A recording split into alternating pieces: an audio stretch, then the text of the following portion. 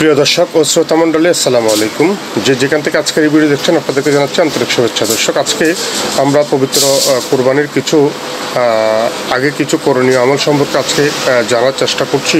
আপনারা আমাদের সাথে থাকবেন এই প্রত্যাশা। ইসলাম ধর্মের নিয়ম অনুযায়ী জিলহজ মাসের 10 তারিখে ঈদুল আজহা পালনে কোরবানির উদযাপিত হয়ে থাকে। কোরবানি মহান আল্লাহ পাক রব্বুল আলামিনের নির্দেশিত একটি গুরুত্বপূর্ণ ইবাদত।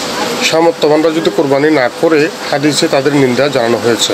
তবে কোরবানির আগে তথা জিলহজ মাসের আগে শুরুতে কয়েকটি কাজ থেকে বিরত থাকা সুন্নত বা মুস্তাহাব আমল বলে গণ্য করা হবে। এর মধ্যে যেমন নাকি আপনি চোল, নখ, বগলের নাভি, পশম, গোপ ইত্যাদি এগুলা না কাটা, এটা হচ্ছে যে একটা সুন্নতসম্মত কাজ, এটা সুন্নতের একটা আমল। এ ব্যাপারে নবী করিম সাল্লাল্লাহু আলাইহি ওয়াসাল্লাম সব সাহাবাদেরকে উদ্দেশ্য করে বলেছিলেন, যে ব্যক্তি কোরবানি দেওয়ার নিয়ত করেছেন সেই জিলহজ মাসের নতুন চাঁদ দেখার পর কোরবানি করা পর্যন্ত তাদের চুল নখ না কাটাই উত্তম। মুসলিম শরীফ 4959 নম্বর এবং আবু দাউদ শরীফের 2782 নম্বর হাদিসের মধ্যে বলা হয়েছে। প্রিয় দর্শক, আমরা এই কাজগুলো করব না, তবে এক্ষেত্রে আপনাদের মনে রাখতে হবে যে যারা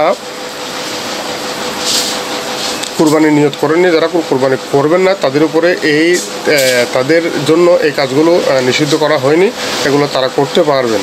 প্রিয় দর্শক, তাহলে কথা হচ্ছে, আমরা যারা কোরবানির জন্য নিয়ত করেছি আমরা এই কাজগুলো থেকে বিরত থাকাটাই উত্তম। আসলে এটা হচ্ছে সুন্নতসম্মত একটি কাজ। এই কাজে আমরা মানুষকে উদ্বুদ্ধ করব এবং আমরা সহি শুদ্ধভাবে কোরবানিটা দেওয়ার চেষ্টা করব এবং আমাদের যারা সামর্থ্যবান আছে তারা যেন কোরবানি থেকে একটু পিছিয়ে না থাকে, সে ব্যাপারে একটু সচেষ্ট থাকার চেষ্টা করব। প্রিয় দর্শক, আপনারা যারা এ পর্যন্ত আমাদের সাথে ছিলেন, আমাদের ভিডিও দেখেছেন, আপনাদেরকে অবশ্যই আন্তরিক ধন্যবাদ ও শুভেচ্ছা জানাচ্ছি। বিশেষ করে একটা রিকোয়েস্ট হচ্ছে, আপনারা আমাদের পেজটি ফলো করে দিবেন এবং আমাদের চ্যানেল সাবস্ক্রাইব করে দিয়ে আমাদের সাথে থাকবেন, এই প্রত্যাশা রেখে আজকের মতো এখানে বিদায় নিচ্ছি। আসসালামু আলাইকুম ওয়া রাহমাতুল্লাহি তাআলা ওয়া বারাকাতুহু।